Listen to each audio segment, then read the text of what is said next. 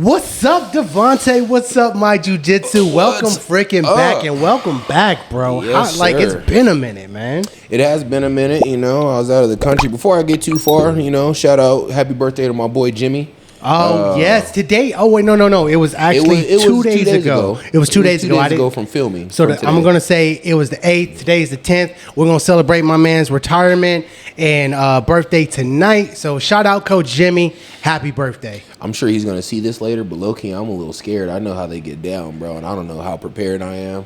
So, I'm trying to hydrate because I know we ain't leaving without taking a few shots. Taking a couple of shots. Or else he's going to call. And I hope that Jess has agreed to the midget lucha libres. I don't know if you got the thing, and he's been talking about this for months. I don't know how much of it is a joke, but I'm hoping he got the midget lucha libres. I think it's I could be wrong, but I would say it's probably a joke. But hey, what do I know? You want to know something, bro? I don't put it past Jimmy. I don't believe it's a joke. I don't put anything past Jimmy. He's brought it up too much. He brought it up too much. Jimmy is one of the coolest dudes I've ever met, and it makes me so sad that I've been so caught up with life that I haven't been able to get into the gym to train right now. Yeah, I tried to train. I tried the taping thing when we rolled together. The next day I woke up, I could not feel my hand. Like it just felt like TV static. So to the point where I touched things, I didn't feel it. So I'm just gonna wait until after the surgery, and then pick up where I left off. You know what I'm really mad about that day is our footage got jacked up. It was the first time we rolled, but I somehow recorded in slow motion, so everything looked like it didn't come out the way I planned for it to. Yeah. Don't record me in slow motion. That's like Shamu jumping out the water in slow mo, dude. It's fucked up. I wouldn't say all that, but One more shout out, dude. I finally went with you to that boxing thing today. Yeah. I really enjoyed being around that environment for multiple reasons. But there's some certified dudes out there. When they told Buddy to hit the Mayweather and he hit that 27 hit combo with the weaves and I don't back down from any smoke, but my liver started to burn a little bit after seeing. I think I'm gonna try to throw that clip up here because I got it on my phone. Buddy was cold. Buddy was cold. But yeah, it's good to be back. I know Ross and Lizzie held it down for me while I was gone. Thank you. Yeah, they did. Those are the people. Go ahead. I'm sorry. I was saying those are my people right there. Yeah. Shout out Ross, Lizzie. Y'all are fucking fantastically amazing. Thank you guys for showing up. And I can't express my gratitude and love for you both anymore. Yeah. Thank you guys. Yes, sir. I was going to say, you said shout out. I was going to say the boxing thing that DJ was talking about is Strike with Purpose. And it's a community group that's focused on getting better through the art of boxing and preparing us for life. And, they run it out of Hill Street in Signal Hill, Long Beach. So if you're down in that area, it's free. Every Saturday, I believe it's 7 or 8 a.m., you don't have to pay a membership free. It's a free community thing that my man Gabe puts on. Strike with Purpose. Yeah. Check it out on Instagram or whatever. Well, he said on there is what stuck to me. Whenever he brought everyone in, he said you can do a lot with a little. He's like, whether you're struggling in life, you're struggling with this, how you react to it here is how you're going to react to it out there. And all we need to do to get better is these. And he held up the mitts and the gloves. Yeah. And he said you can do a lot with the little. And I like that. I like that shit. Yeah. He's a good coach. And, he got coached by my first coach, AJ. We had him on the show back from Savage Fitness. So, yeah, it's all good times, good people. I was a little salty because he had me ready to go. I was like, yeah, where's my gloves? Oh, I can't? All right, my bad. Bro, I dang near put down my camera and was about to go. Run through a wall, bro. That's a good coach right there. Someone that'll teach you and then have you ready to run through a wall. That's someone you want in your corner. Yeah. Before we get started, I do want to shout out, we got a merch store up now. Link is going to be in the bio. So if you guys want some merch, I got, some shirt like this. I got the little scroll going on right now. So y'all see, we got some designs and shit going on. We're going to be doing different designs, so tap into the merch store. If you guys like our designs, show some love. It goes a long way with helping us stay fed. Because merch money feed us, right? Yeah, well, You know, I'm hungry. I stay hungry. And also, just on another note, we really do want to get the partnership. So if you guys can do us a favor and just like, and if you're not subscribed, please subscribe. Like it costs you nothing to just click the little subscribe. Like, please, we're gonna keep doing this, and it just gives us a reason to keep going. So let's get those numbers up. Yes, sir. Let's get those numbers up, and then on our end, we need to plan something for that 1 year mark. 1 year mark, yeah. What are we gonna do? I don't know.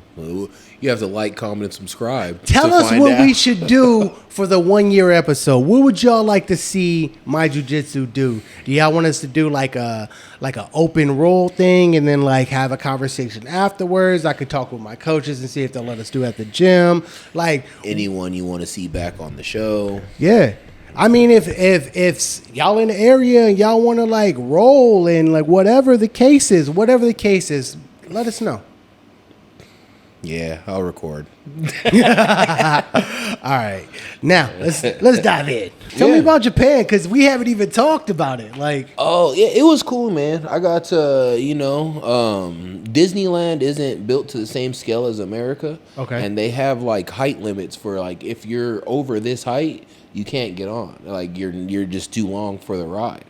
I was too tall for almost every ride out there.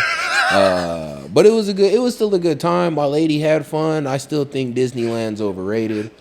But other than that, good food. We met other than like three unsavory characters that we met on our trip. It was a cool time. I got to see some cars drift around Shibuya Crossing. Oh, what? Like some real like Tokyo drifting? We caught the end. We saw two cars. One was parked and one did like finish the drift. Mm-hmm. But that was really it. Other than that, it was a cool time. It was a cool time. That's dope. It was definitely a good time.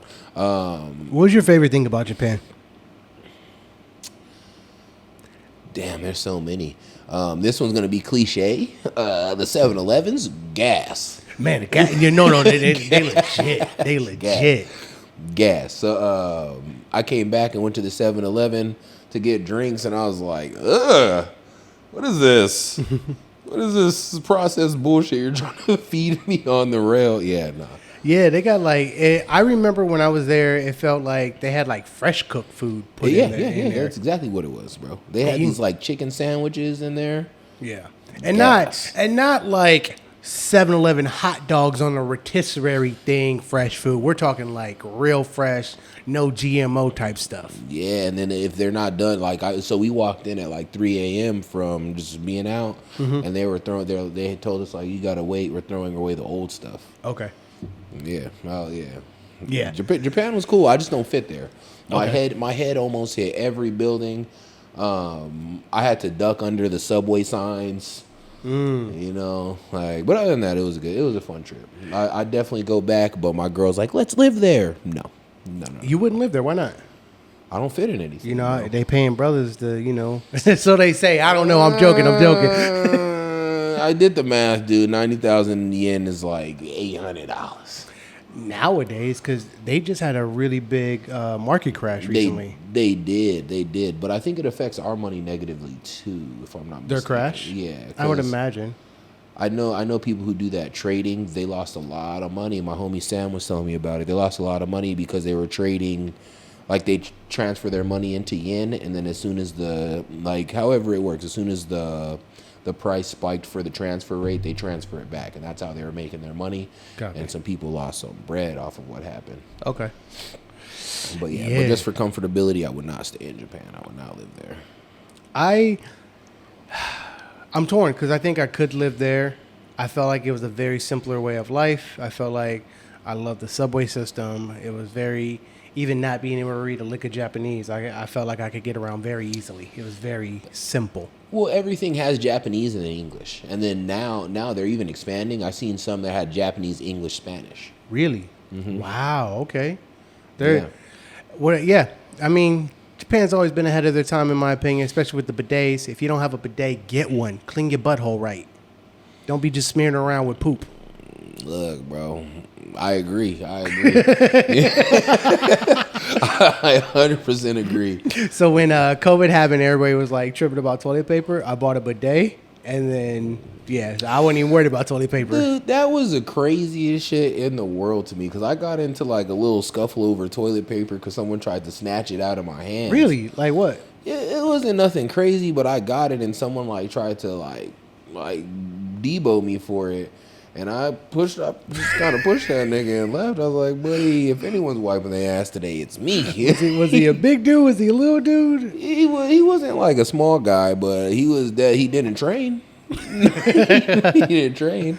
And after I pushed him, he went to bully someone else. So. Yeah.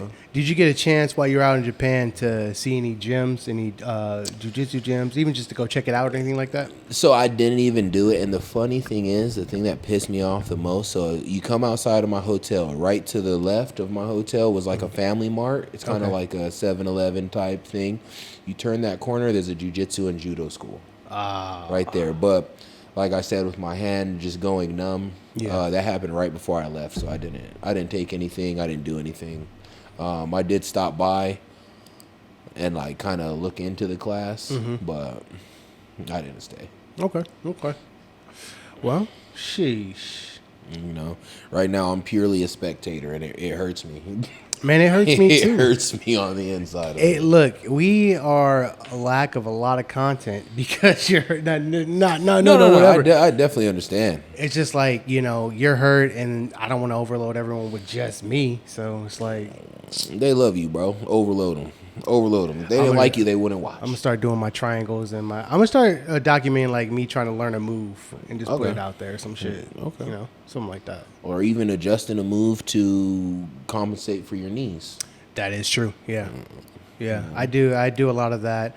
I haven't been training though, so I've kind of been like this last week. I did 2 sessions, and literally last night I damn near walked out. I was like, I don't even want to fucking be here. Like I was just like, I'm not.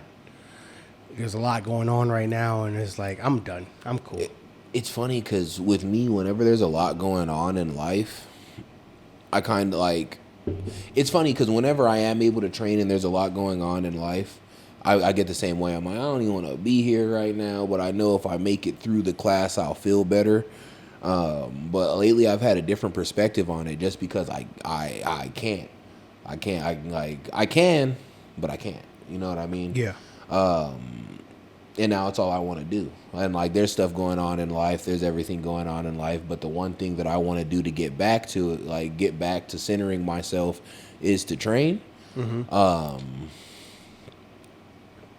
But I have to find other resources, you know? Yeah. Like, it really scared me that I can't, like, after the last time, because I did what everyone said. I wrapped my hand up. Yeah. I put the tennis ball, and, like, after that, my hand was numb from, like, halfway up, like right below my knuckles to the tip of my fingers. And then even then, it hasn't, like, stopped being numb. Okay. So but you're slated for surgery soon. So fingers crossed. Prayers, love, all that it goes well for you. They told me 1.5 to 3 months, you know, in terms of training. I'm gonna take the 3 months. But yeah, I'm just kind of ready to get my hand back and get back into it. What are you looking forward to the most about going back? This is gonna sound fucking crazy, dude.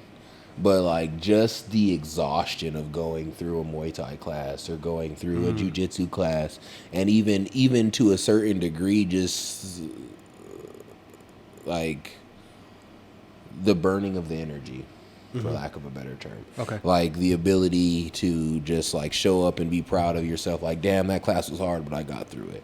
Okay. Like, I just haven't had it. You know what I mean? And like even when I go to the gym, I can't close my fist around a dumbbell, and then like if I lift for too long, my whole forearm just feels like it's on fire.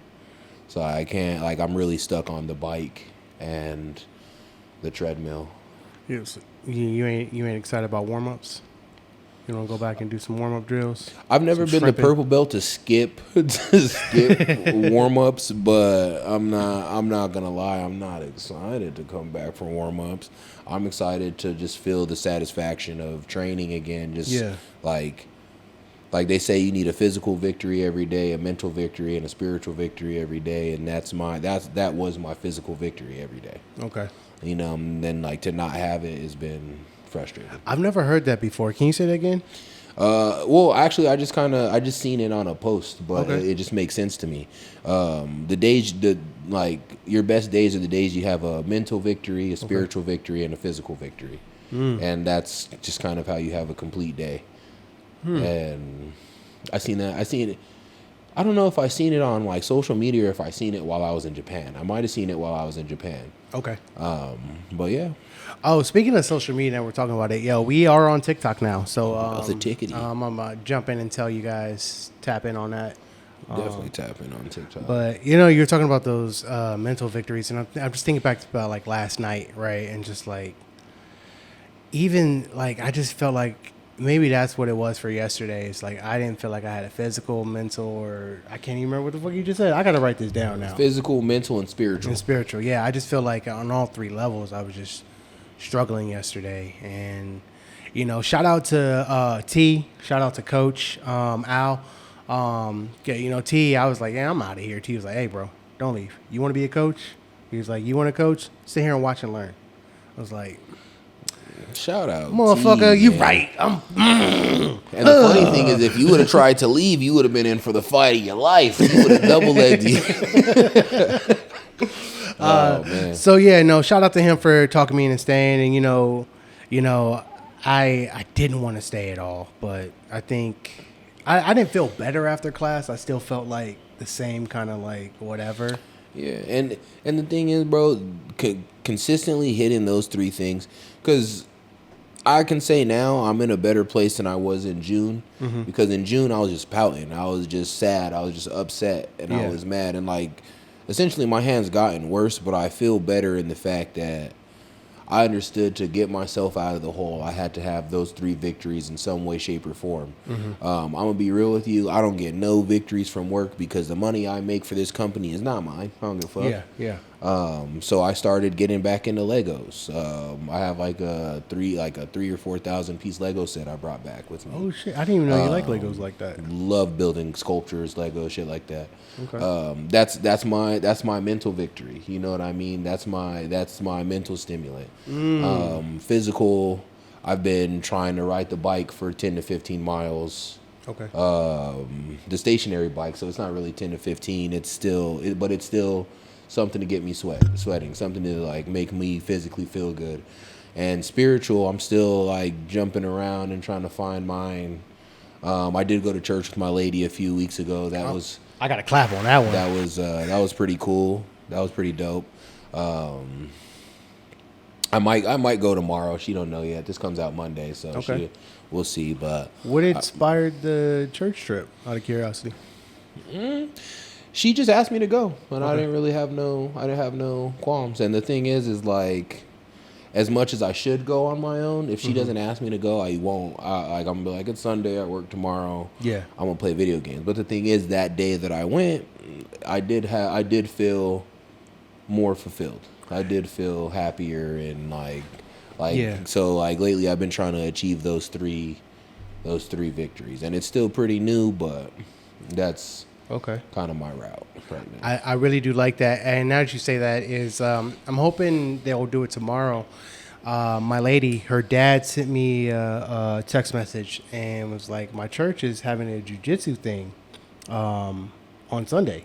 And this was like last week, and it was already like at a point where I couldn't go, but like it was like 6 p.m. There was this jiu-jitsu. I guess the pastor does jiu-jitsu, and he's trying to create like a jiu-jitsu group for fellowship there. So I thought that was pretty cool. That's definitely cool, because like it kind of touches on what we talked about a while back. I don't even remember how many episodes, because we are closing in on a year worth. Yo, we're almost at a year's worth of episodes, yo. Yeah, but we definitely talked about having a reason for why you train, and I do. And like, I think 3 episodes ago you asked me if I feel like there's a place for religion in martial arts. Yeah. And I'm like, if that's where you derive your strength from, if that's where you derive your drive to get better and do things from, and even then, like Yoel Romero, Soldier of God, he does not take a fight. Like every fight he takes, he says it's for his people, and he takes his money and he donates for his people, and he then like in his way he feels like that's his purpose to give back. Yeah. So I always feel like there's a place for your religion or your spirituality in martial arts. You know, for me, I'm very curious on how that plays out. I know I really do believe that I was called to jiu-jitsu by God. I know it sounds weird. It's just there's little things that like drove me to come to jiu-jitsu and things that fell apart in my life, and just everything is just not even jiu-jitsu, just martial arts in general. I just feel like it was a mission from God, and I don't know how to promote that in martial arts or my jiu-jitsu, so I'm trying to figure out what that looks like for me as time goes on. I think you should definitely for multiple. I don't know your relationship with your lady's dad. Yeah, but I think it would be great for multiple reasons, because he can learn who you are through what you love, and then you can also get that question answered for you if you go to that event. You know what I mean? Yeah. Like, what better way to find out what you're called? Like, if you feel like God called you to jiu-jitsu or martial arts, that's the best way to do it, is to go through to a seminar or a fellowship of people learning jiu-jitsu and connecting it to their religious beliefs. There's no better way than that. Copy. Yeah. Yeah, I'm going to think about that. Yeah, and it's funny because I wouldn't, maybe it's different now, but looking back at it, whenever I got into jiu-jitsu, I was at a crossroads. Like, when I was younger, I got into football, I was at a crossroads. I was doing bad shit in school, I had a terrible temper, I was fighting a lot. Football straightened me out. I act up, I can't play. Yeah. You know, I'm out here, I'm tackling people, I don't have the energy to go do dumb shit, and then on top of not having the energy, I already got my aggression out. You know? Fast forward, I'm 19, 20 years old. I'm at that same crossroads. I'm no longer playing football. I'm starting to party. I'm starting to do dumb shit. I'm starting to fight more. I'm starting to do shit that I necessarily wouldn't be proud of. You know? I get into jiu-jitsu. I find something that I love and that I focus my energy on, and then I'd rather be doing jiu-jitsu than out partying. And then I have hella great role models. Like, I talked about Josh Kodas. He's the one who messaged me about the hand. He's one of my first like training partners. He was always a good role model for me. Like, I never went to that gym at the time with the people that I was around, like Shad, Josh.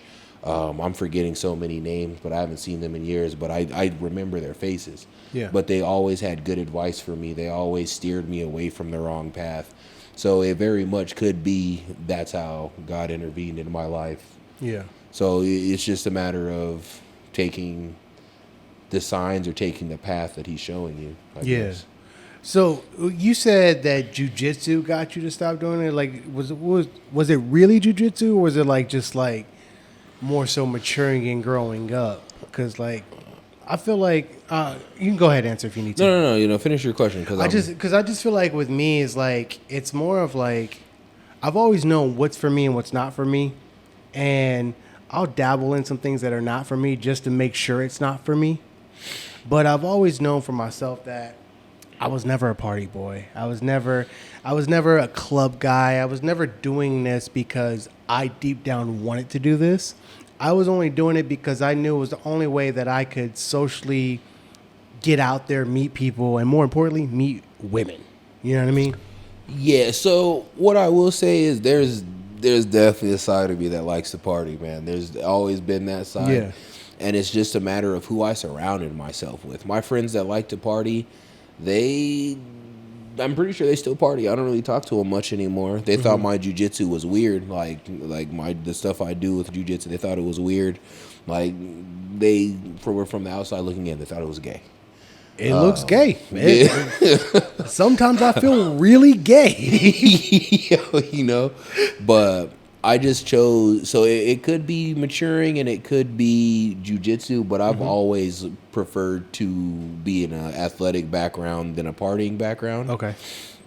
And just the people I was surrounded by. Like if we're being real, martial arts is expensive. Usually people in martial arts are kids and teenagers, and then the parents of those kids and teenagers who have their life straightened out and not only is their life straightened out, but they can afford these extracurricular things. Yeah. You know, luckily enough, I've always kind of made decent enough money to where I can train. But I've surrounded myself around really smart, educated people who have older than me, people who have been through life. So I think that kind of that kind of helped me fast forward into maturing.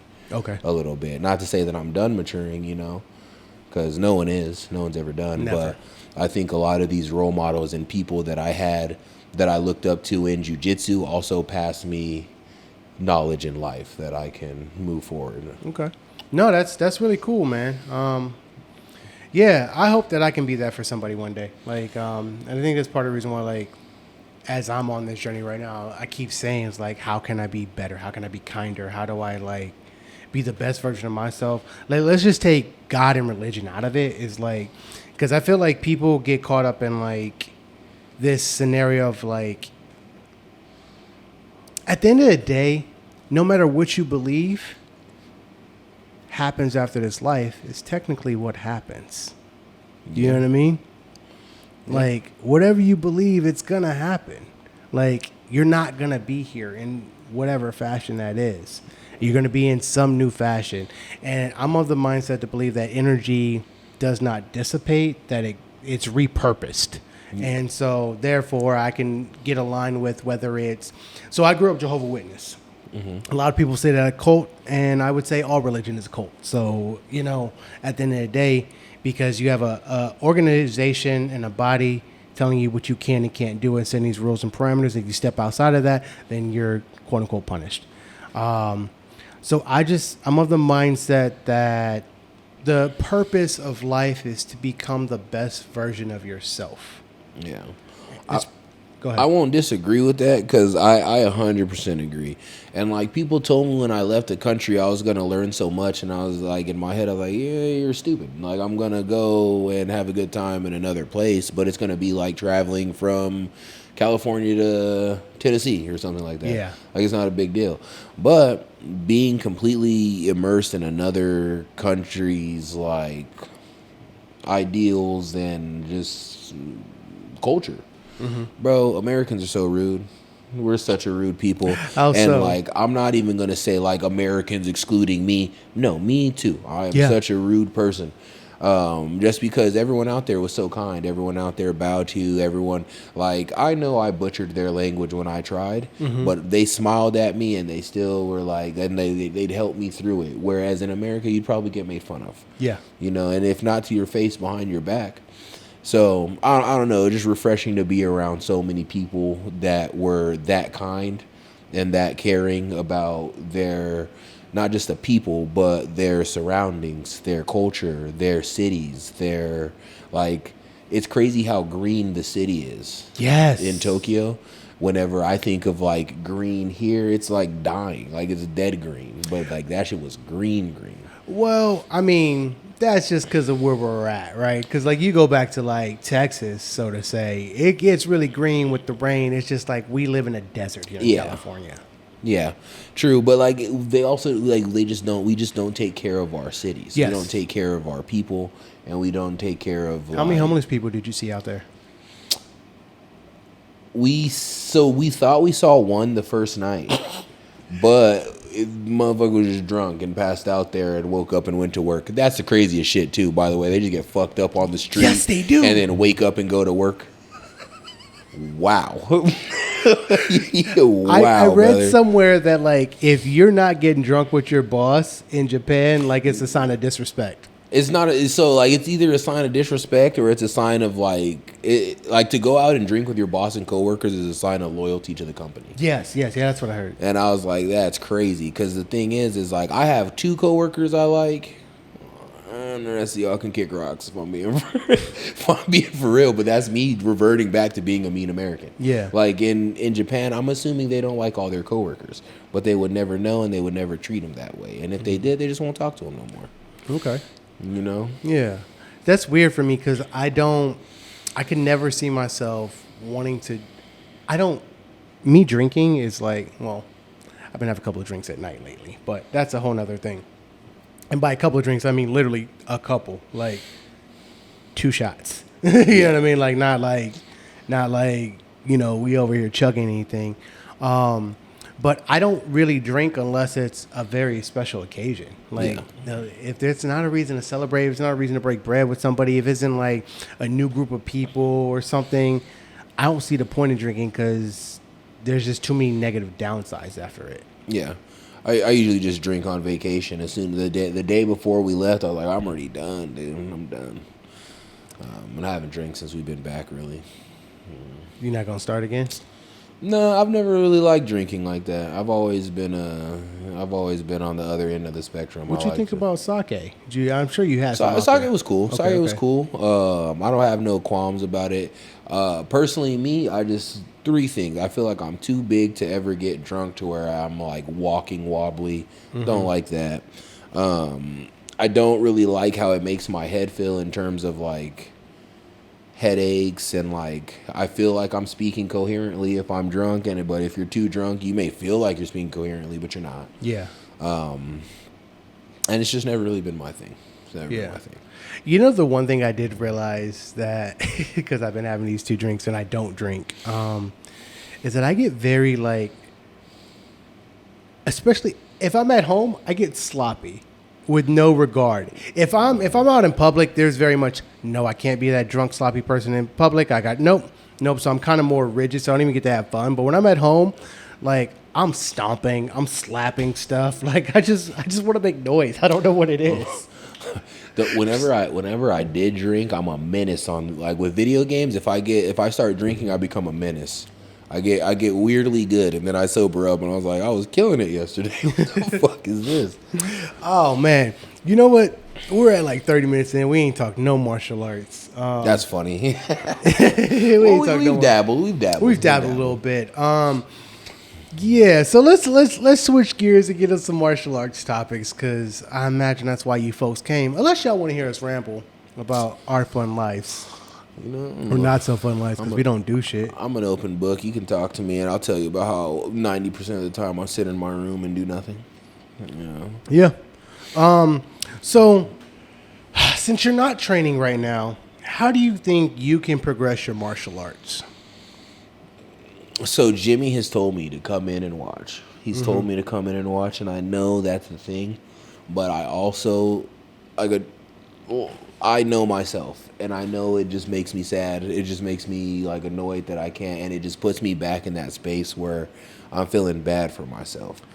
So what I have been doing is I've gone back and watched some videos on my phone from the seminar we took, or I'll like watch, like if I see a clip, I'll kind of like watch it over and over again.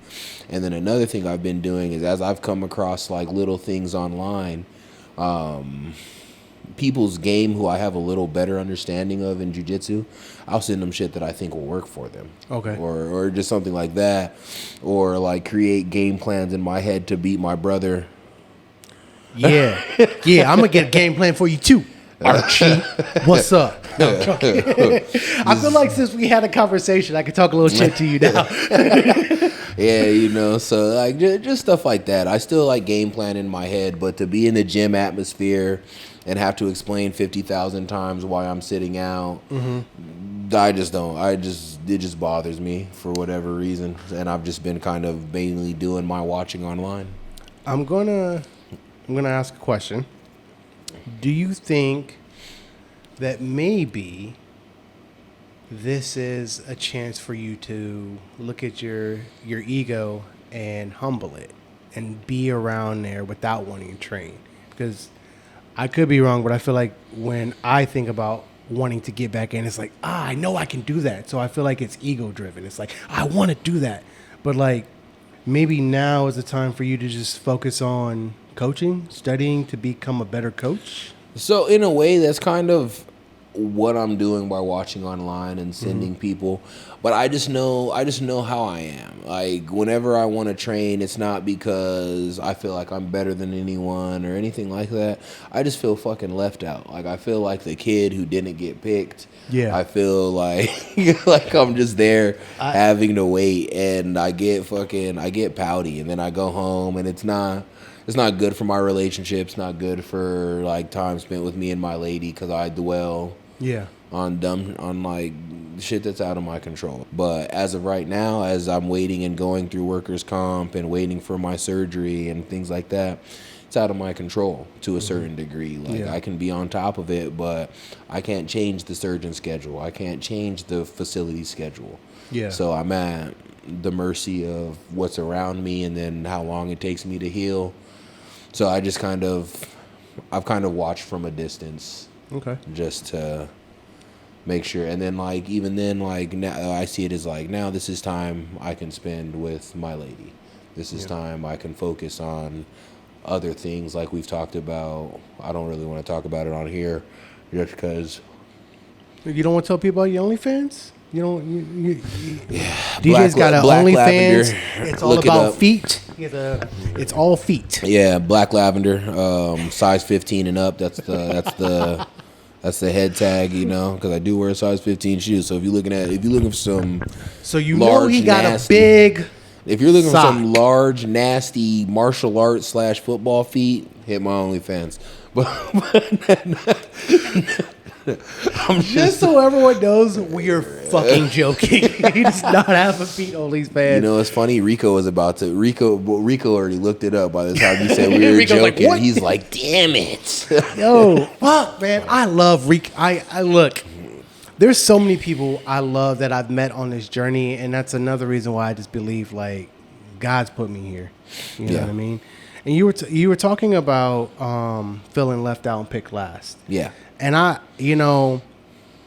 that's something I think I struggle with. Like my own self is like I have always felt like an outcast. I've never felt like I've ever been accepted anywhere. I've always felt like I was talking to my buddy the other day, and we were just talking about like just how I've hung out in groups and stuff, and I've always felt like outcast. He was like, "Well, you've always hung out and had a good time with people." I was like, "Yeah, but like, think about it, bro. Whose friends were those? Those were your friends. Those were our other homies' friends who brought in. Like, how many friends did I really bring in? It's because like I don't think I mesh well with people for whatever reason." So I feel you. Like I kind of felt like I kind of get that feeling from a different insecurity of mine.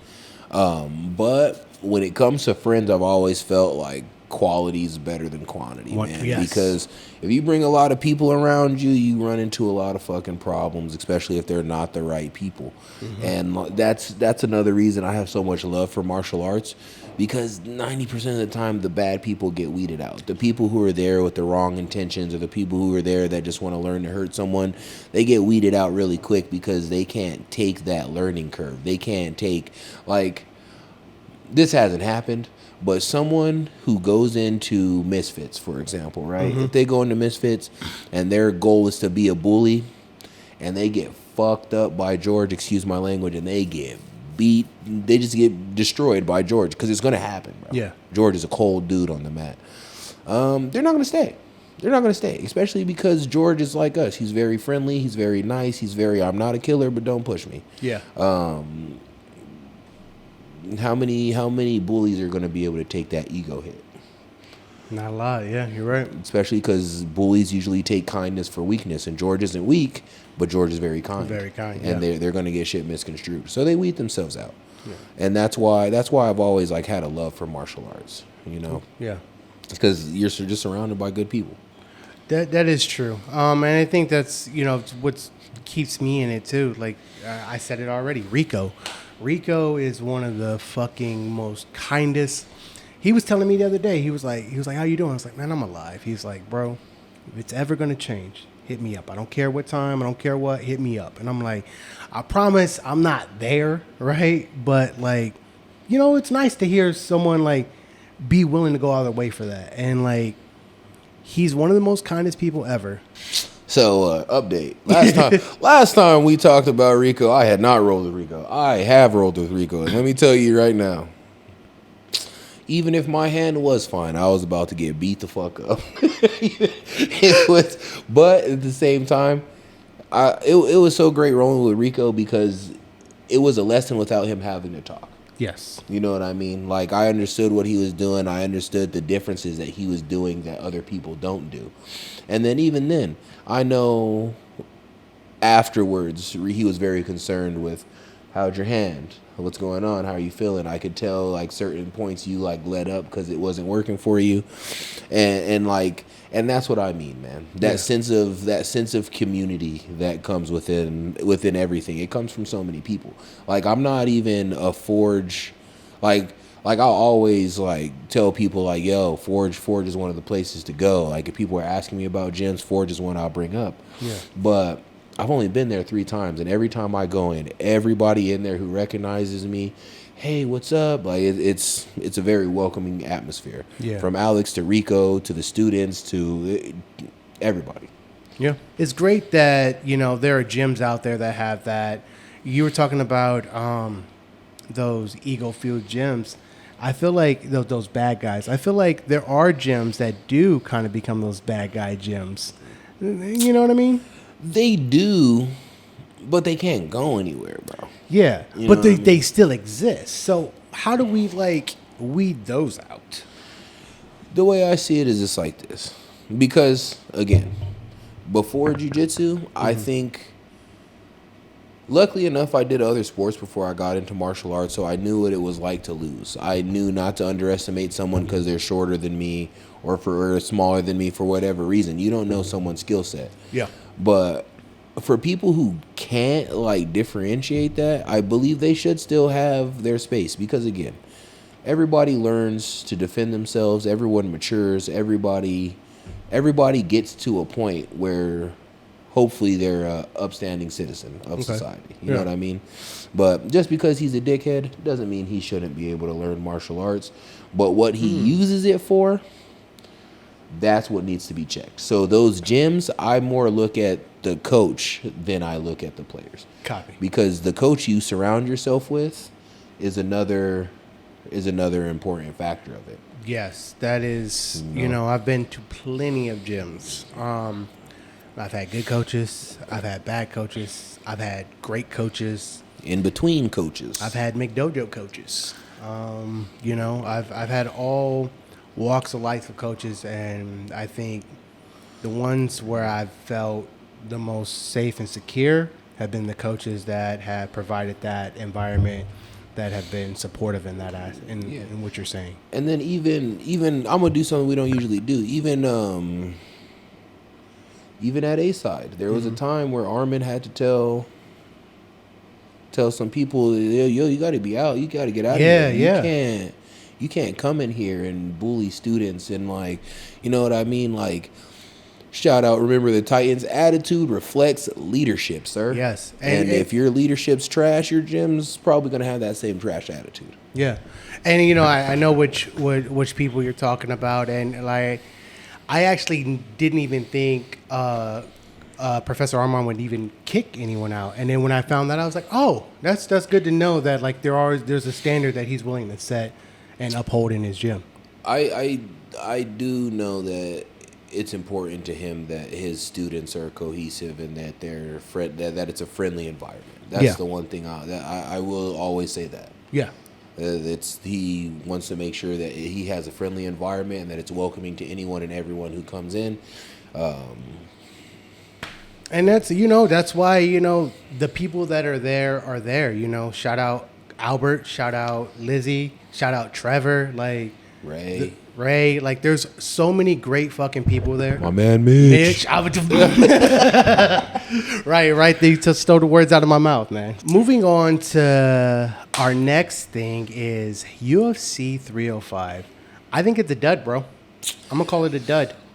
And honestly, this might be the one time I might be scared for Izzy. Oh man, I'm not. So here's what I'm gonna say, dude.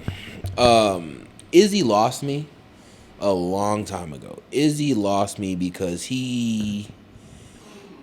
to be the style bender and the heir apparent, for lack of a better term, to Anderson Silva, he, to me, grossly underperformed, right? How so? So when you take style bender, it's obvious what you're referencing. You're referencing Avatar, The Last Airbender. Yes. He's not a style bender. He's not switching his styles. I gotta fucking sit up for that one. So I'm being real. His jiu-jitsu is trash. I don't care what anyone says. Him and Pereira have garbage fucking jiu-jitsu. Great takedown defense, garbage jiu-jitsu. Anderson Silva had a very high level of jiu-jitsu. That is true. You know what I mean? But to take away Adesanya's ability to strike, no. That's where I'll say so for lack of a better term, he's a really great earthbender, but he is not the style bender. Copy. You know what I mean? And I think it's a bullshit nickname. And then to be the heir apparent of Anderson Silva, just to be a fucking decision merchant, nah, I'm not a fan of that. Especially because that's my guy, man. Anderson Silva's my guy. Don't get DJ talking about Silva. Like the way. So I was born in the era in basketball where, in my head, LeBron's the GOAT. I don't care what anyone says, LeBron's the GOAT. But the way the people above me are like, nah, dog, it's Jordan. That is how I'm going to be with Anderson Silva till the death of me, bro. I could flip a coin on that one, man. I would say LeBron's the GOAT. I feel like in the clutch, who do I want? I don't know. I can't answer that question because Iguodala. What? There's Max Kellerman. He's like, with the aliens have the laser beam pointed at the earth and he got one shot to save the world, who do I want, Steph Curry or Iguodala? He said, give me Iguodala. Stupid take. Hilarious, though. Who's Iguodala? Andre Iguodala. He played for the Sixers, then he played for the Warriors, and then he actually just retired. I thought he retired years ago. I don't know who this is. He was a star, and then he took a back seat. Okay. And he was a really good role player for the Warriors for years. Okay, copy. Years, and he's going to be known as the guy who LeBron chased down and blocked in the finals. Okay, so that's sad. I would say it is sad because he had a great career. God, I guess I would have to say Jordan. Here's the thing: I will never ever argue if someone says Jordan's the GOAT. Just because I wasn't there. I didn't get to witness that. I was born in 94, like at the end of his career. And when I did watch him, he was on the Wizards. And like he was decent, but I would have rather watched Kobe. Yeah. At the time, you know? And so when I was actually conscious enough to watch sports like basketball, it was Kobe that I was watching. It was Lakers. It was Shaq and Kobe. That was the era that I tapped in. Yeah, but that's my issue with Adesanya, dude. Like he talked himself up with the style bender thing, and like to me he grossly underperformed. He had like 2 knockouts in the UFC, and like to me it's not that he can't, it's that he doesn't want to. He doesn't feel the need to. Yeah. You know what I mean? He played it safe for a really long time because the people who really pissed him off have gotten knocked the fuck out. Yeah. Paulo Costa got fucked up. Costa has not recovered. He has not recovered. I think he was done before that fight, bro. They say fighters only have a certain amount of wars in them. Mm-hmm. We're forgetting how brutal that Yoel Romero fight was with Costa. And then even then, did he really win that fight?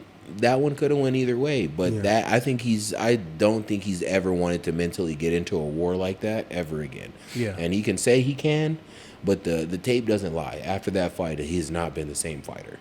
Costa? Yeah, he doesn't throw out the same volume. He doesn't press forward as much as he used to. He doesn't use his grappling. He's not the same fighter after that. No one wants to do that, especially when it's not life or death. Like if it's life or death, like I think about like even just like some places I'll go into tournaments or like even in like I won't go to the same level that I will in tournament in the training room because I don't want to get into those wars, and I know I'm going to get into those wars, and it may end up like that. You know what I'm saying? Exactly. But I'm not going to let us get too far off track because I do want to say one more thing. I'm not the type of person. I'm just going to say this. I fucking hate Duplessis. I hate him too. I can't stand him. And it ain't nothing like, oh, you're from Africa. Dude, why you legit jumped the rankings by bringing up Adesanya's name and like saying, oh, he's not a real African. He's not a real African. At least he's representing the country. But if you know anything about what Adesanya's talked about, he left at a young age. Yeah. He had the love for his country to come back and still represent his country just for you to be like, oh, you're not a real African. Well, motherfucker, who are you? Who are you? And then even then, dude, I don't care what anyone says.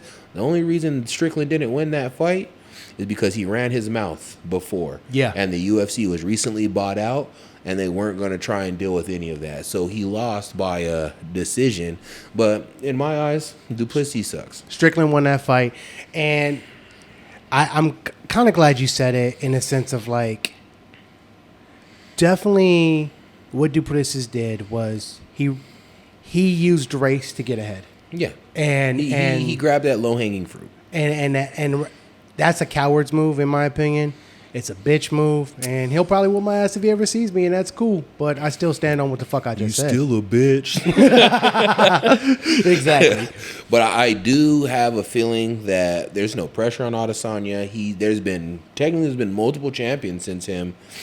I think he's gonna knock this fool the fuck out, especially because he's very openly said he does not like him. Okay. He does not like him, and like him and Pereira had a rivalry, but he, to a certain extent, can tolerate Pereira. Yeah. He cannot fucking stand I could him. almost see Izzy and Pereira going and training together. You know what I mean? Like, maybe when all the dust is settled and, like, even starting a reality series where they... You don't think so? You don't think so? I don't think so, because I think Adesanya's kind of a hater. Because at the end of the day, we cannot deny that Adesanya talking shit, Pereira has came and cleared out his dinner plate and the rest of the fucking table. He has become everything to the UFC that Adesanya wanted to be. The face, the poster boy. He has more fans now. Everybody loves Pereira. Yeah. Everybody loves Pereira. And what's crazy about Pereira, he didn't have to do shit but fight. He's not this, I'm this guy or anything. He put no show on. He just came up and said, let's go. I'm not going to lie, dude. There's a specific moment when Pereira won me over, because I've always liked his fighting style. He's never said, like, I'm going to do. He's like, no, I'm just knocking the fuck out. But whenever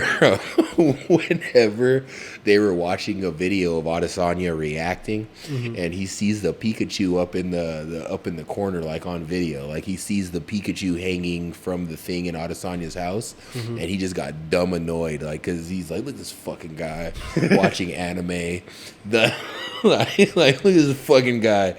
And immediately shortly after that, anytime he sees Pikachu, he's like, Pikachu! Or he buys hella Pikachus and puts them online. He's a funny guy, dude. Did we talk about... Here's another thing I want to say, dude. You know who everyone likes? That I like him, but I do not think he's a good fighter. I do not think he's a great martial artist. I think he just hits really hard. The last dude that Poatan knocked out, bro. Yuri, yeah, bro. Yuri has hella heart. Yuri's a scary dude because of his beliefs, and the mental places he puts himself in are kind of hard for most people to deal with, you know? So it's hard to knock out someone like that unless you have the power for it. The guy that Yuri fought right before Alex, he didn't have no power. And the fact that Yuri just kept coming and kept coming and kept coming psyched him out, and he lost that fight on his own. Yeah. But in terms of like his striking, he doesn't protect his face. He doesn't check kicks well. He just slangs and bangs out there. And I've never like looked at Yuri like, oh, he's so great. And then even then, it doesn't need like when he first debuted it till now, it doesn't seem like he's gotten better. I feel Yuri has, you know, I've always said Yuri is chaos. And what I mean by that is, like, I feel like his fighting style is, I'm going to do the most randomest thing to throw you off your game. And once you're thrown off your game, I'm going to fuck you up because you're off your game. And that's what I mean by his style is chaos. And I like it because I kind of feel like I try to embody that. Especially like, I was talking with T last night. He was doing this thing where he wrapped a lapel around my arm. And I let him do it because I wanted to see what the hell was going to happen, right? And it ended up being a fucking problem. I know damn well if I was in the tournament, someone start wrapping my arm on lapel, it's not fucking happening. But I also know that you touch my lapel, I touch yours. Sometimes I don't even know what the fuck I'm doing with your lapel. I'm just doing it to cause chaos because I want to throw you off your fucking game. And that's why I'm like, I fuck with Yuri on that aspect, and I fuck his mindset. I hate that, you know, he got beat the way he did.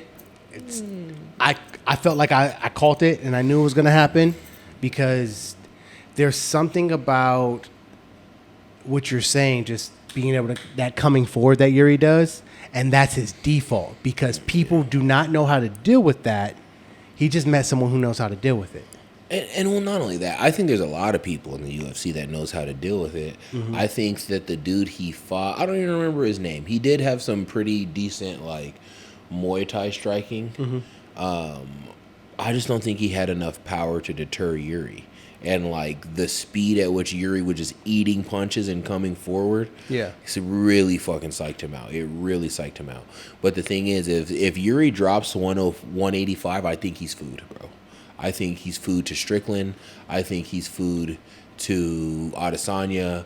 I think, and even to a certain degree, because I'm the type of person, 9 times out of 10, I'm going to take the technical ability over anything else. I even think he's food to Duplessis. Just because, I don't know, man. I don't know. And then Sean Strickland's also chaos, but he's also very fucking patient. Yeah. He's also a very patient fighter. Yuri's not. And, like, it's one thing to be chaos, but to lack that patience, it just kind of creates, to me, it just creates an ugly fight, and, like, you're giving a lot of openings. You're right. And you definitely saw what happened. Yeah. And then the crazy thing is like, low-key, he lost the exact same way to Alex twice. Mm-hmm. He got his calf chewed up. He kept trying to come forward on that chewed up ass calf. Switch stance because he couldn't fucking deal with it. That calf got chewed up, and then he started dropping his arms, thinking like, I'm gonna just keep coming forward. And he came into a boomstick, bro. Try to hit that overhand right, like he always does. And like it legit looked like the ending of those fights looked the same, just in different parts of the ring. Yeah, it like. That second fight, Yuri was done after that first round. He was saved by the bell. I agree. Yeah, I did forget he got knocked down at the end of the first, which is fucked up. But and it was like literally like the exact same for the first one, like you said. Yeah, and you know, and like Jamal Hill's making a big fuss. I don't think Jamal Hill's like, no, I wanna fight him and like stand up with him. Stop being dumb, bro. If you want your belt back, take Buddy down. Alex? Yeah, you got to take Alex down. No one's done it, and I think Adesanya did. Adesanya got one takedown. I think Jan.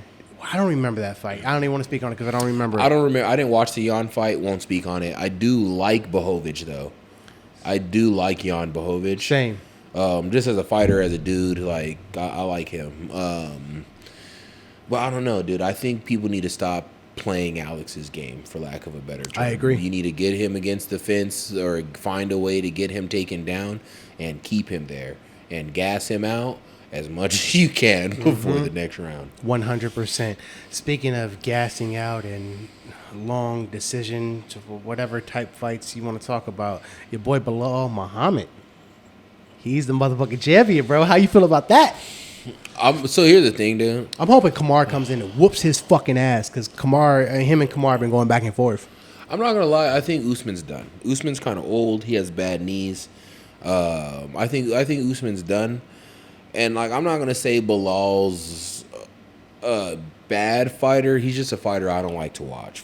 Just because I don't like decision merchants, dude. I don't like it. Especially like I got into UFC in like 2007. My first favorite fighter before I found Anderson Silva was Rashad Evans. Okay. And then Lyoto Machida. And then John Jones. And then all these people just knocked dudes out, bro. Yeah. And then even Chuck Liddell knocked dudes out or he got knocked out. So all these like decision merchants, I'm just not really a fan, and I think that's why I've automatically gravitated to Pereira because he's knocking dudes the fuck out. I don't like decisions, especially like we go back to the Strickland and Duplessis fight. I feel like decision fights are how the narrative is controlled. Mm-hmm. I feel like there's one or two judges somewhere, some way. I don't know what's going on, but extra UFC passes for the family or like. Tickets to the buffet line or whatever the case is, they getting something. And then that's whenever they can be like, oh, well, he's not marketable, so give this guy the win. Because I'll never forget, dude, So one, I think Strickland lost that. Won that fight. Yeah, Like, go same. back and look at Strickland's fight. Yeah, he had some stitches right here, but Duplessis looked like he got beat with a bag of ice. Duplessis looked like he was ready to die. Yeah, and then on top of that, right before then, Strickland just had his rant on stage about gay people in the LGBT community, and the fight goes to decision. So at that point in time, they're like, who do you think's the more marketable person? And right after that speech, it is Duplessis. But even then, like, I ain't met a Duplessis fan. And like, we live in a melting pot. We live in LA. I have not met a Duplessis fan. No one, and I talk to people about fighting all the time. Duplessis' name has never come up. They talk about Israel Adesanya. Yeah, I think Adesanya's going to knock Buddy out. I think he's hella motivated to do it.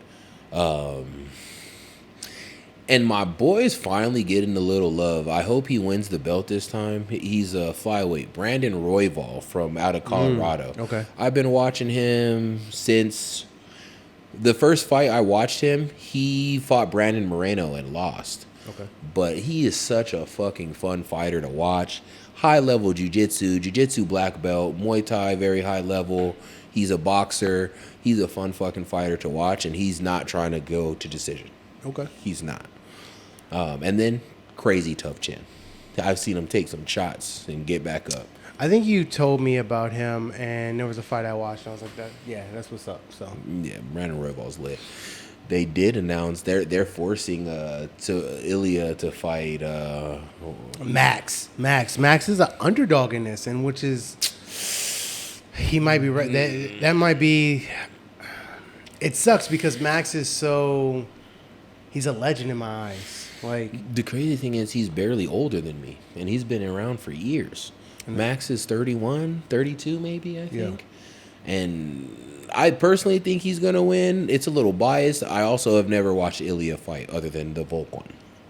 And I don't think I have enough from the Volk one to really put it together because I feel Volk was compromised. After getting knocked out by Islam Makhachev. And that fight was like a month or two later. And going right back into it. And I just, I see Volk as just the crazy, drunk Australian guy who's just down to fight anybody, anytime, anywhere. And unfortunately, that was to his detriment. And yeah, probably shouldn't have took the Topuria fight because now there's a stain on his legacy because of it. Yeah. And he was, I would say arguably one of the greatest at the time. He still is one of the greatest. I don't want to take that away from him, but you know what I'm saying? The funny thing is, it just makes him look more human. I think Volk agrees with what you're saying, but at the same time, I don't think Volk believes Ilya Topuria can beat Max because he even said it. He said, "Give me my rematch before you fight Max." Okay. And to me, that was like saying, like, bro, Max will fuck you up. Let me take the belt off of you. Okay. Or at least try to first. Well, I don't know. We'll see. I'm gonna put my money on Max because that's my boy. I'm gonna ride Holloway to the day I die. I'm gonna rap with the blessed. So yeah, he's a man of God. I'm gonna rock with him. I've never had anything bad to say about Max Holloway. I think that's one of the coldest dudes in the UFC. One more thing. I don't know if I ever came on and opened it up, brother. You were right, dude. I was on the wrong side. I was a McGregor fan, and that was really my only grounds for not liking Dustin Poirier. Okay. And I know this is weeks late, but I kind of went back and started watching more Dustin Poirier and even Islam Makhachev because I had a kind of a stain. Because he's a Khabib, like he fights under Khabib. Yeah. I'd rather watch fucking paint dry than watch Khabib. I'd rather watch paint dry than watch Khabib hump someone's leg for fucking 25 minutes. Yeah. Islam Makhachev, Dustin Poirier, bro, very quickly became fighters that I highly respect and I highly like to watch. And I hope Dustin Poirier comes back and runs a few more just because there's some dogs, bro. And even if he doesn't, he's had such a great career. He's a legend. He's in the Hall of Fame, in my opinion. So I'm gonna go ahead and admit that I was wrong on the Dustin Poirier front. Can I clap on that one? Clap on that shit, bro. Just because that fight was that's a decision that I could accept, bro. That was that fight going to decision because it wasn't for lack of trying. Yeah, no. Adesanya towards the middle, after he got his belt, it was for lack of trying. He wasn't trying to finish these people. Yeah. Dustin will try to finish anyone, anytime, any day, any place, anywhere. Time. He's and then dog. Makhachev with that cut over his eye. Because if he didn't get that final takedown, I don't think he would have won that fight for. I think that final takedown was a solidifier for Makhachev. Yeah. And did he submit? He submitted him, right? Or was it decision? I believe he submitted him. Yeah, dude. I believe he submitted him. Because I think he knew, like, fuck, if I end the fight looking like this, I'm going to lose. And bleeding from the face, he used a beautiful takedown that I love. That whenever you have someone's foot and you drop it down and bring it up like that, you're going to take them down every time. Yeah. And when he used that shit, I was a fan. It happened. So I was like, in my mind, I was like, what was that? Oh, dude. I was like that one meme with, what's his name? Leonardo DiCaprio was like, hey, you're right there, yeah. We do need to wrap up soon. I do want to tap in real quick. If you guys don't know, CGI is next weekend. Oh, yeah. CGI is next weekend, so is ADCC. So tune in to your stupid-ass slow grappling channels for ADCC. And then YouTube is going to be CGI, so... Damn. Yeah, so hopefully we rock with CJI though. ADCC is been whack, and we know Gordon's gonna win, but we're rocking with CJI. And right now, what I want to see, dude, and I don't know if it's gonna happen. I think it's a good chance of happening. I want to see the Ruotolo brothers meet up in those finals because have they ever done the same weight class before? that's what's very interesting. I'm pulling up this bracket right now so we can talk about it, so I don't fuck this up. But there's also some dogs. So I'm gonna do a lot of research and watch some of these guys because unfortunately, my knowledge is not as good as Ross and Raph. Yeah, same. So I'm gonna have to do some research. Which is why we're not covering this. Like, man, shout out to Raph for telling us to do the whole vision board up here. I wanted to, bro. I really did. I don't know enough, and I don't have enough time to learn about all these people. And I want to give these dudes their flowers. Exactly. I want to do their justice. I want to make sure that I'm talking about them and I actually know what's going on or know their body of work. But some of these people are fucking cold. Like, I've always known about Pat Downey. Yeah. I've always known about Pat Downey. I did a little more research, and now I know about Pat Downey. Yeah. And Buddy's cold. Yeah. Buddy's fucking cold. So I'm looking at this bracket. You got something you want to say? I don't want to cut you off. No, I was just going to say I'm going to do the research, and we'll talk about it a little more next weekend. I don't know. I'm gonna list this off real quick. Actually, I won't. I don't. I'm looking at this. I don't. It might be possible for Ruotolos to get there. I don't know much about Kinatu and I can't even pronounce Lucas Barbosa. That's gonna be a good one. He's good.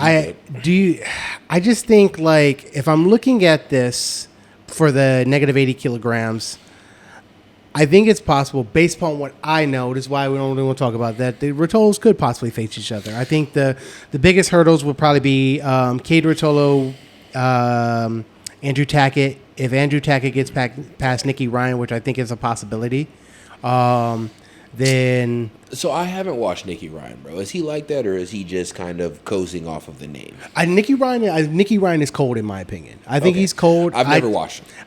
I just think, like, maybe under the bright lights, he doesn't perform as well as he could.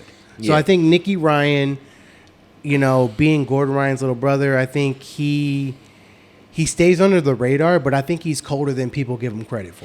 Yeah, so I've never watched him. I've just always heard the name. Mm-hmm. And I also didn't want to watch him just because I've kind of been open. Like, I'm on the fence about Gordon Ryan, and I lean more towards not really liking him. Like, I'm not a fan. Like, shut up.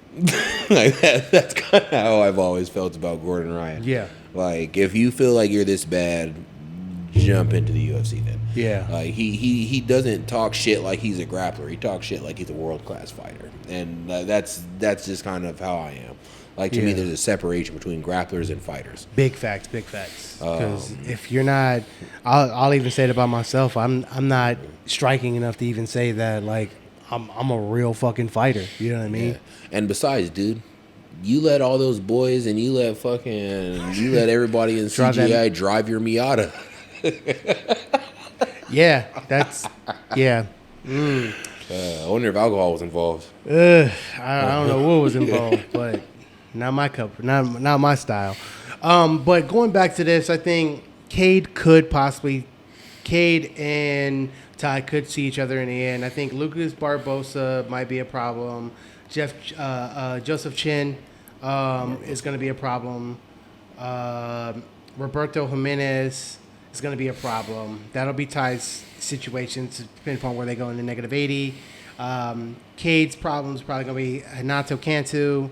But when was the last time those motherfuckers lost, bro? And Andrew Tackett. That's the tough part. When's the last time they lost? I don't even know. And I'm pretty sure they've seen most of these people before. And that's why I was saying these are going to be their biggest problems, not necessarily the people that are, I'm excited for it. At the end of the day, I'm excited for CJI. As someone who thinks that the sport should grow, I think every grappler, if you're in jiu-jitsu, you should tap into CJI. Oh, yeah. Definitely. But what do I know? I don't know shit. Other than that, we should probably wrap up. So let's positivity this shit. Let's get high. Let's get high. Oh, I'm going first? Oh, I can go first. You go first. Shit. Should have thought about this. I'm positive that even though it's been rough lately, that I'm resilient. I try to embody this philosophy, and shout out to Mike Freeman. May he rest in peace. This is where I got it from. IRRT. Integrity, resilience, reliability, and tolerance. And that's how I want to try to live my life. And, it's been rough. So I'm happy I'm alive. I'm going to stay resilient. I'm positive, that, again, you guys are all still tapping in. I get people talking to me. I feel so awkward when people talk to me about the show because I'm just like, yeah, I feel I don't know what the fuck to say. Thank you. Like, I am really happy to that you guys are watching, but I don't want to be that guy that's like, let me tell you about everything I'm doing, like, because I have a tendency to overload people with stuff. So, thank you for all the love, all the encouragement. I'm just going to say, we'll leave it at that. Yeah, man. To touch on what you said, man, like I said, 3 victories, physical, mental, spiritual, every day, and we'll climb. And then on top of that, you got my number, man. You ever need anything, just hit me. I ain't doing shit but Legos and video games. And if I don't answer, no, I'm gonna call you back. I'm probably chatting or something. For me, positives are like, I feel like I'm starting to have a better appreciation just for life in general. Just because I'm not. Like I said earlier, I have to find different outlets in order to feel fulfilled, for lack of a better word, to just feel fulfilled through life. So my positives are definitely going to be that I'm finally finding those outlets to just be fulfilled, be happy, have a good time. I'm spending more time with my lady now that I'm not at the gym. I bet she's happy about that. Yeah, man. Yeah, she definitely is. I'm an only child, and I had after a while, I'm like, you're smothering me, but I know it's love. I'm the oldest child, and I feel like I was the only child, so it's the same way. Yeah, but I'm gonna do 3 just because I missed last week. Second thing, I got to experience something I never thought I was going to experience. I was very closed-minded, and I never, being a country boy and growing up where I did, Steve, Archie, the people from my hometown know what I'm talking about. It became a city halfway through our lives. It was a small town. Never thought I was going to leave the country. Never thought I was going to have those kinds of experiences. I did, and I feel like if you don't think you can, I think you should reassess that, and I think everyone should travel and just do the things that they enjoy. And the third positive thing, being gone from martial arts has renewed my appreciation. Like I said before, I was getting kind of lazy in terms of my training. There's a new plan in motion. As soon as I'm back, we're going to act on it. We're already kind of acting on it now. But I'm just kind of excited to get back to where I was, and I'm excited about life again. Okay. Funny enough, the injury is kind of what showed me I need to be more appreciative for what I have, what I'm doing, and what's going on, and be more purposeful in what I'm doing. That's beautiful, bro. That's beautiful. Those are my 3. Okay. Well, man, look, I guess that should wrap up our show. That was some really good positivity. I do want to, what I was gonna say, yeah. If you guys want to check out the merch store, like I said, we got merch up. Some some t-shirts, designs, little notebooks and stuff. Check out the TikTok. Yeah, and we got a TikTok now, so it's My Jiu Jitsu at TikTok. So we're gonna be putting up content, and I kind of think I want to make it different than Instagram. I think I want to put more like the Instagram is very like clips from the show. I think I want to put more like more jiu-jitsu moves and us doing stuff, and yeah. So TikTok's gonna be a little bit more fun. Say less. Yeah, and then if you guys do us a favor, like we're trying to get the partnership, and we're a little behind on where I'd like to be and where I think like we could be. So if you guys aren't, please just make sure you're liking these episodes, sharing them, and subscribing if you're not, because it goes a long way. It goes a long way for us. It really does. Let us know that you guys want to see this and want us to keep doing it. So.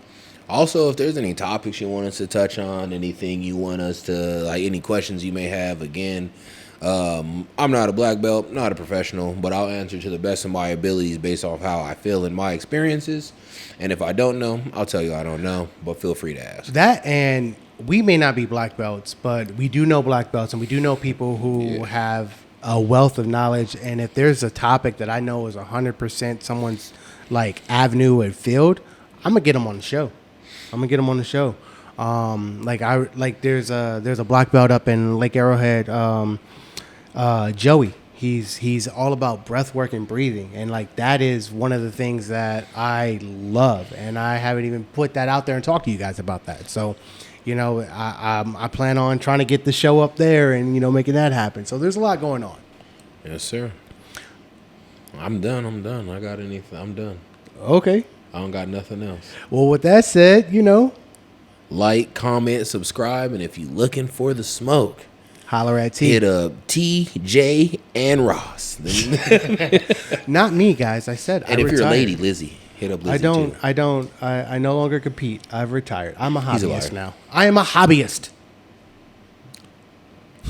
All right, y'all. Y'all stay blessed.